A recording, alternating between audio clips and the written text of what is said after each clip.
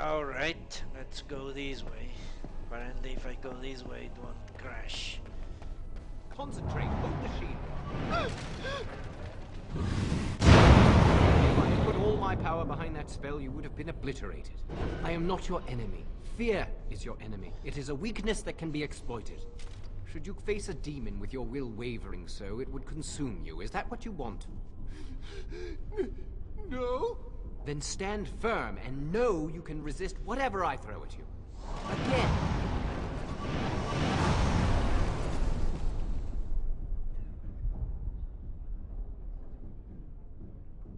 Okay. Well, apparently he succeeded.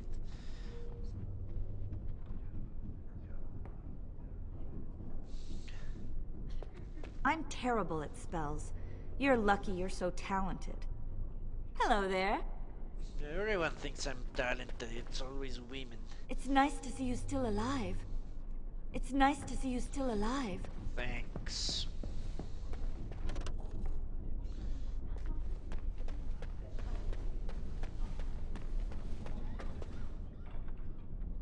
Book.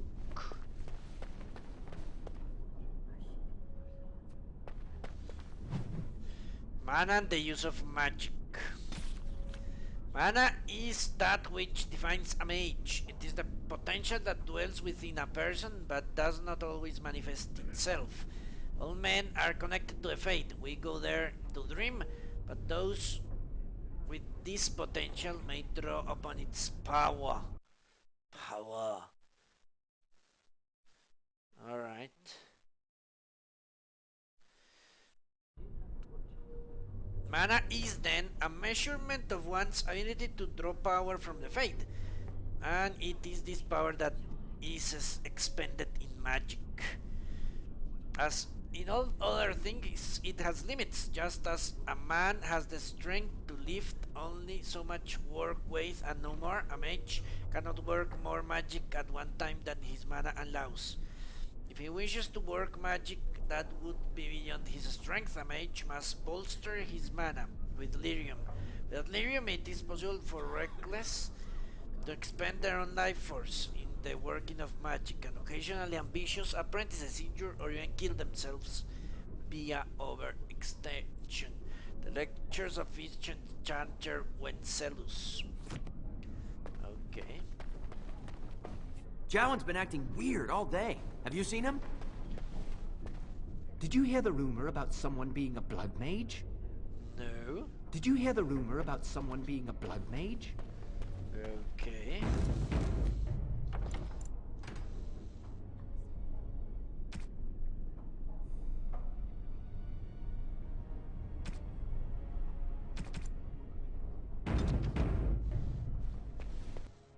It will be done.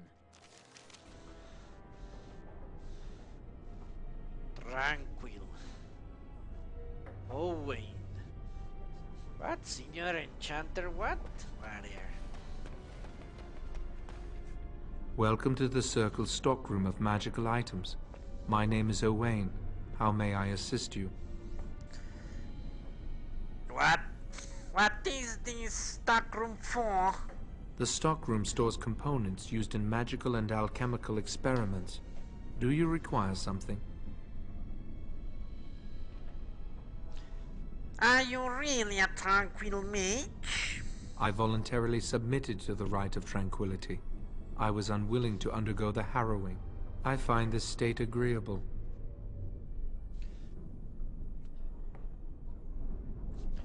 What is it like not having emotions? I see the world with clarity.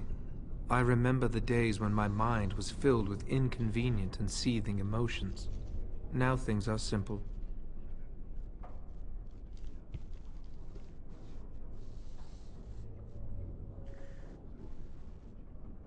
And now you're no longer a person. My body is similar in form to yours, possessing an equal number of limbs, appendages, and internal organs. I perform the same physical functions. My mind is capable of higher thought processes. Am I to be denied personhood because I do not feel as you do?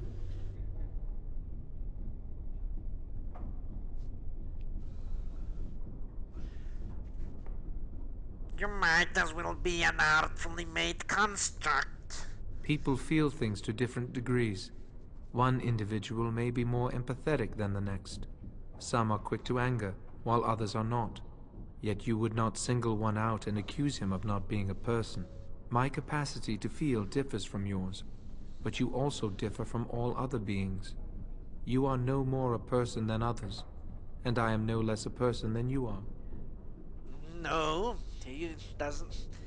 He has not differing degree. He cannot feel anything. He is incapable.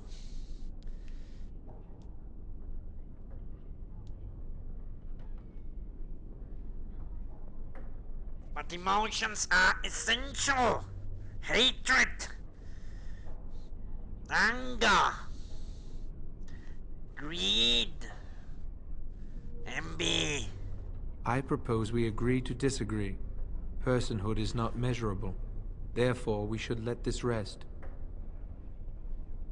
Okay. What happened during the Rite of Tranquility? I was ordered to never speak of it. I cannot go against the Circle's wishes. What was it? Becoming a tranquil. Like. It is difficult to describe. I would perhaps compare it to being plunged into a pool of ice-cold water. Okay. Very well. Goodbye. Fucking tranquils. Can you steal anything from here? If you want something from the stockroom, you must speak to P.008. Good day to you. Today I shall be making more potions to send to the mages at Ostagar. Today I shall be making more potions to send to the mages at Ostagar. Ostagar. Your mentors must be happy for you. You passed the harrowing. Good day. Fuck you. Let's go this way first.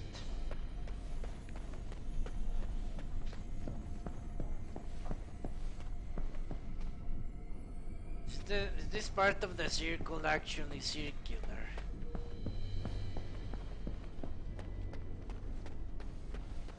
Does it have an end? Here it's the end.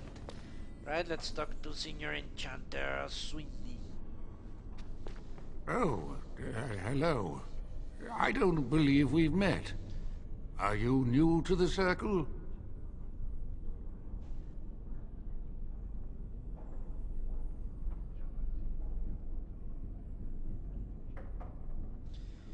I'm a newly harrowed mage, but I've had lived here all my life.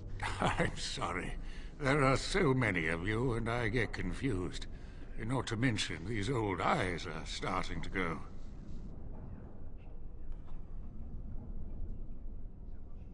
Starting? I would say they're already gone. Oh, such cheek! Why, in my day, junior mages wouldn't dare say such things to an older mage. If they did, it was an hour in the freezy chair. Freezy chair? Your steel, it was. Someone would cast a cold spell on it and strap you to it without your trousers on. I miss the freezy chair. Anyway, did you need something? I guess he's a sadist. Just wanted to talk. I'm not good at talking. Too much chatter makes my head throb. Don't you have lessons to get to? Shoo! Okay. Ah, it's you again. Or at least I think it is. You all look the same to me. Care to chat? I'm not good at talking. Too much chatter makes my head throb. Okay.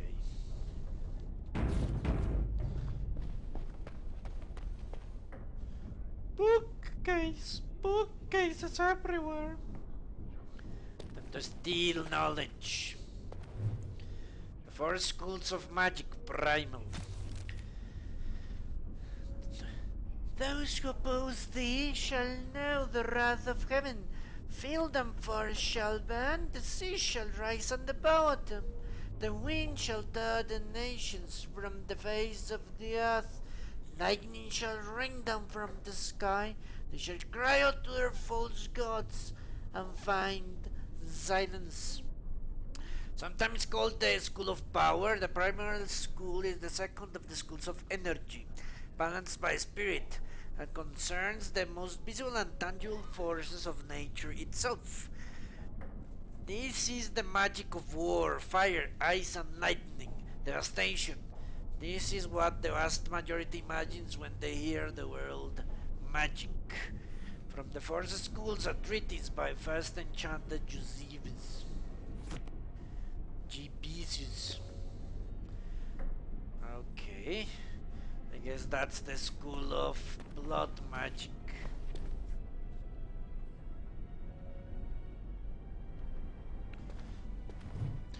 The school of creation.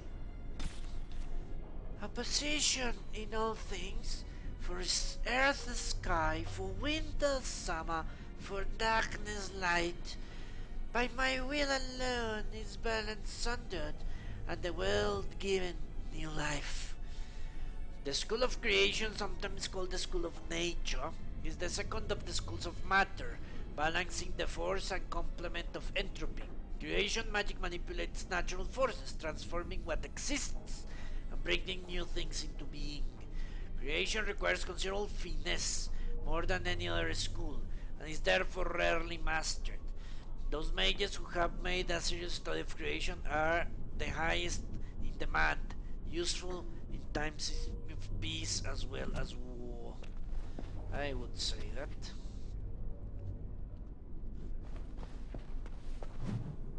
The hierarchy of the circle. It is no simple matter safeguarding ordinary men from mages and mages from themselves. Each circle tower must have some measure of self-government, for it is ever the Maker's will that men be given the power to take responsibility for our own actions, to sin and fail, as well as to achieve the highest grace and glory of our own strength. For you, who will be tasked with the protection of the circle, must be aware of its workings. The best enchanter is the heart of any tower. He will determine the course of his circle. He will choose which apprentices may be tested and made full mages, and you will work most closely with him. Assisting the first enchanter will be the senior enchanters, a small council of most trusted and experienced magi in the tower. From this group, the next first enchanter is chosen. Beneath the council are the enchanters.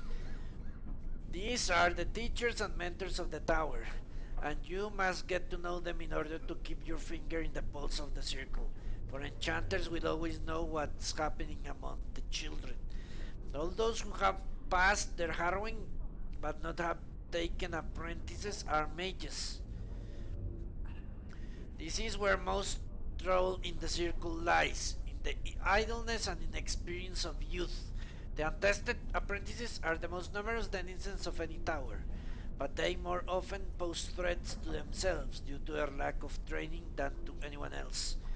Knight Commander Serrain of the Chantry Templars in a letter to his successor. Okay.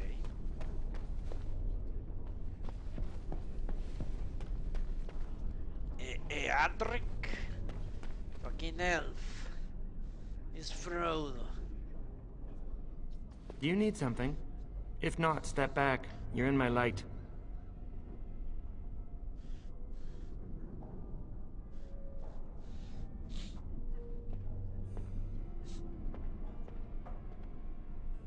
Your light? No. I will stand where I please. I'm trying to study. Have some consideration for a fellow mage.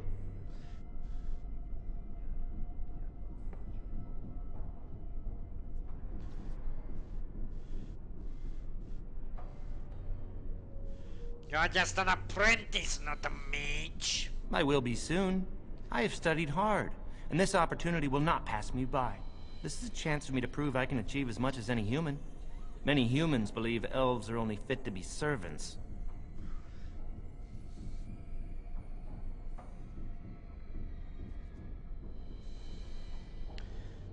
Well, those that are not mages, yes. Most elves I've known have been servants. I suppose it isn't entirely your fault. With so many elves living in alienages apart from humans, it's difficult for you to get a true idea of who we are. Ironically, many of us don't know who we are either. What do you mean? Elves have lived under human rule for so long that much of our history and culture has been lost. As a mage, I have an opportunity to prove myself. I wish you luck. You will need it. If that is how you feel, we have nothing more to discuss. Good day. I'm sorry, but I am quite busy with my work right now.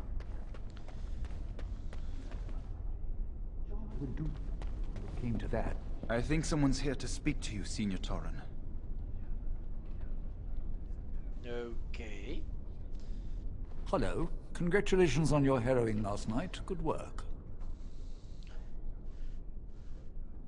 What were you talking about earlier? Ah, the fraternities of the Enchanters. You probably haven't heard of them. It's best not to get tangled up in circle politics. More trouble than it's worth, really. Tell me about them. They're found in all circles throughout Thedas.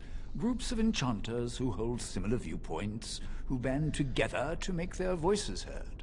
The most influential fraternity are the Equitarians. They are moderates and believe in a code of conduct that all mages should adhere to. Then there are the Chantry apologists, the Loyalists. The Chantry says something and they follow it to the letter. The Lucrosians just want to make money. And the Isolationists would like us all to be hermits and live on an island. Then, of course, there are the Libertarians. They want more power for the Circle, more autonomy.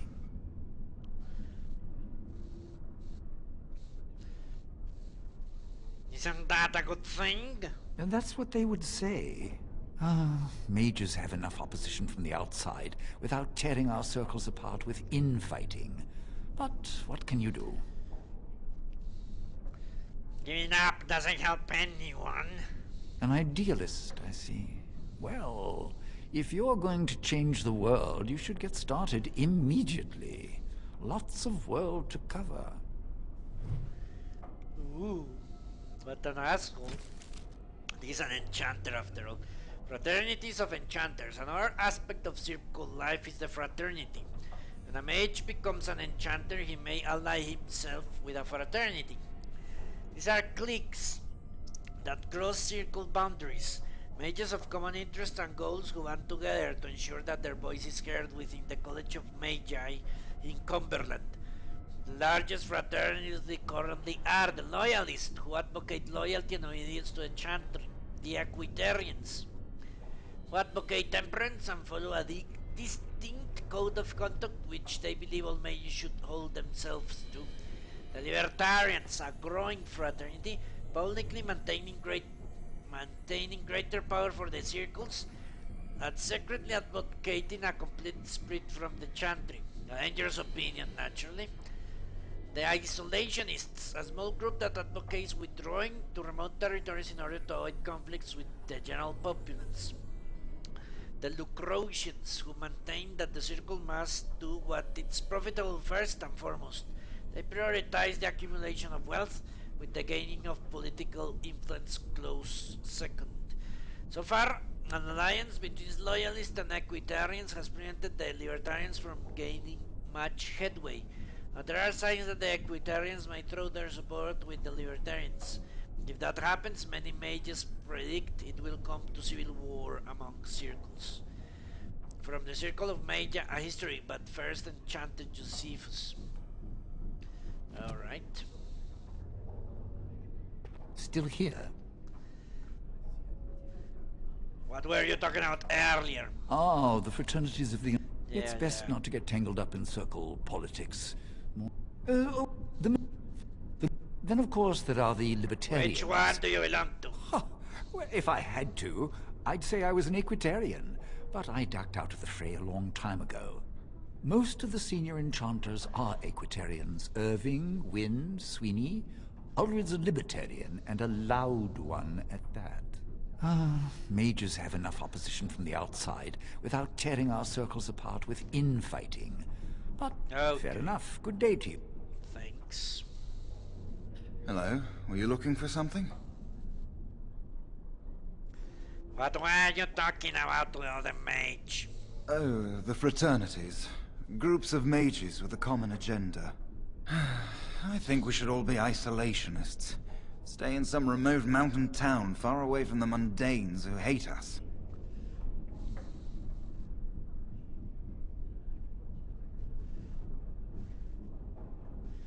If we run away, they'll never learn not to fear snow.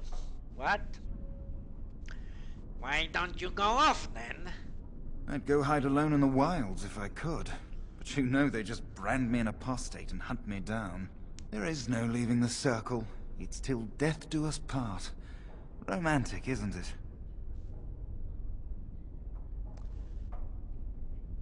Who are you? I'm Njal, a mage just like you. I've seen you around, haven't I? I must have. Okay. Alright, have a good... Hello again. Ah, shit. Alright. Entropy, which is what I'm putting heavily. Let's read. To you, my second burn, I grant this gift. In your heart shall burn an unquenchable flame, all-consuming and never satisfied. The second of the two schools of matter, entropy, is the opposing force of creation. For this reason, it is often called the school of negation. Nothing lives without death. Time inevitably brings an end to all things in the material world. And yet, in this ending is the seed of a beginning. A river may flood its banks, causing havoc, but bring new life to its floodplain. The fire that burns a forest ushers in new growth. And so it is with entropic magic that we manipulate the forces of erosion, decay, and destruction to create anew. From the Forest Schools at Trinity by First Enchanter Josephs. Alright.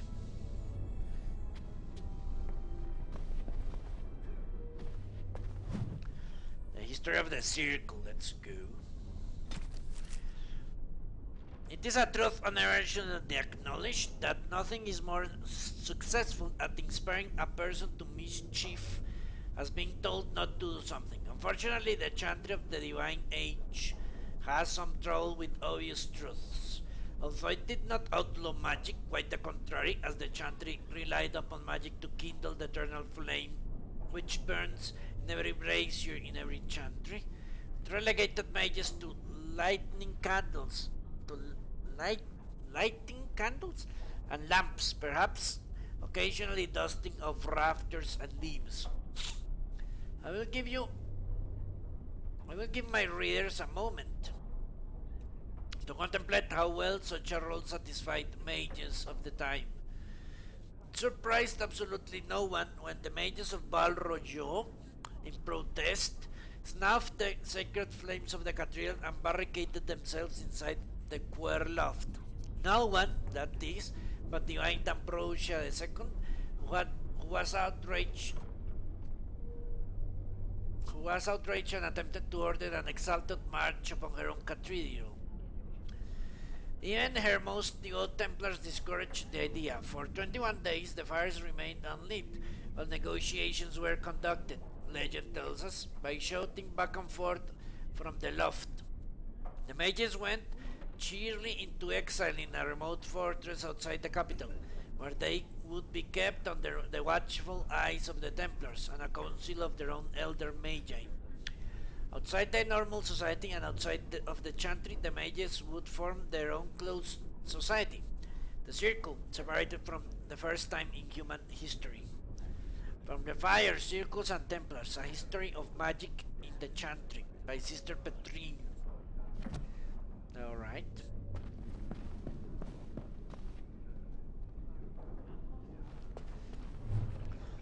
Spirit, which I also like.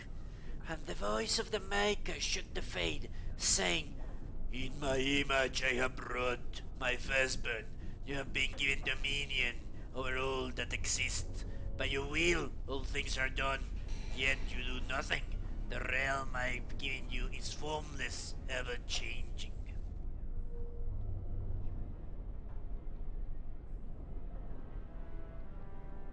The first of the two schools of energy spirit is opposed by the primal school.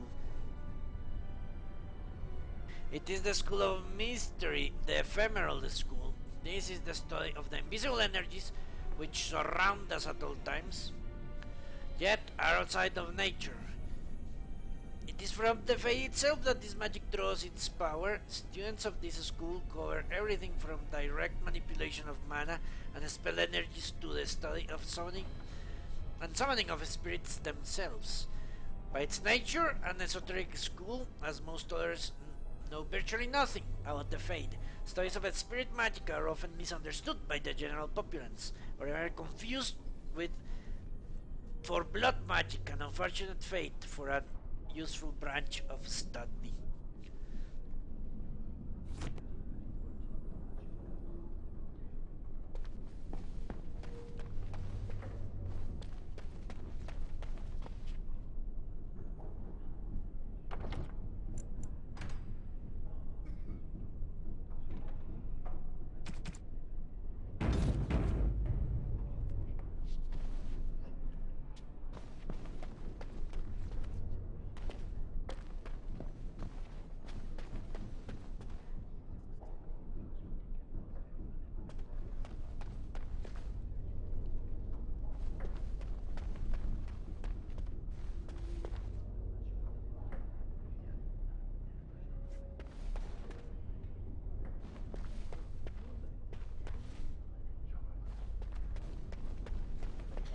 Very well.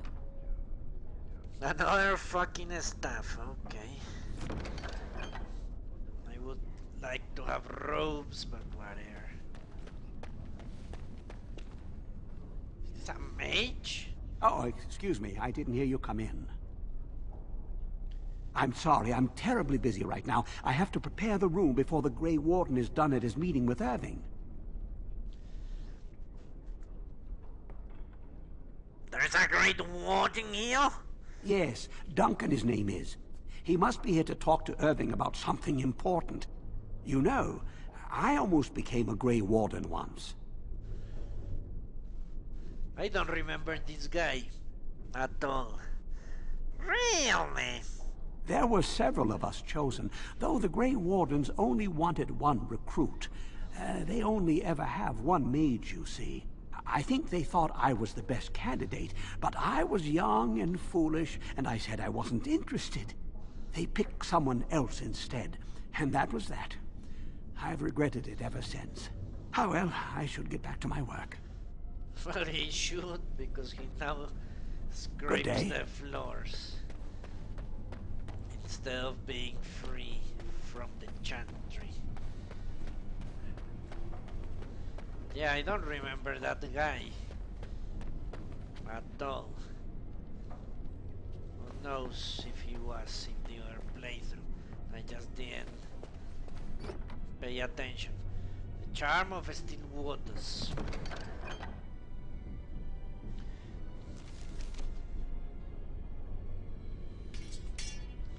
What? Electricity, damage and resistance. And none of those work for me. Well, the resistances will be nice to have. Of course. Magic staff, Ilm. These wars. Gives me one magic. I think I'm going to stick with the one I have. Ah, there you are. You are to be moved out of the apprentices' dormitory, and these are to be your new quarters. The Tranquil will move your belongings this afternoon. Go on, make yourself comfortable. This is the same voice actor as the crazy guy in the forest. Ah, there you are. You are to be moved out of the crazy mage. Maybe he's the same mage. He looks different. I heard that you completed the harrowing in record time. Irving wants to see you. Get going. Ooh. Irving wants to see you. Get going.